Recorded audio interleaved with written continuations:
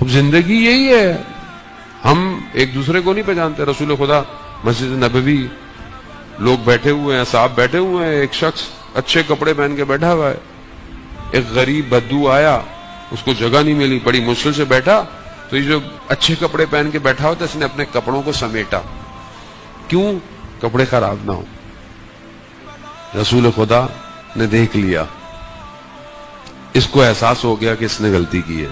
کھڑا ہوا، یا رسول اللہ میں معذرت چاہتا ہوں، میں اپنی آدھی دولت اس کو دیتا ہوں.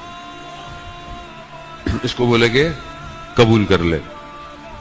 وہ شخص کھڑا ہوا، کہتا یا رسول اللہ مجھے دولت نہیں چاہیے. کہا کیوں؟ کہا میں نہیں چاہتا کل میں بھی ایسا کروں. میں نہیں چاہتا کہ میں ایسا ہو. خدا تو دلوں کو دیکھتا ہے، خدا ظاہر کو تھوڑی دیکھتا ہے.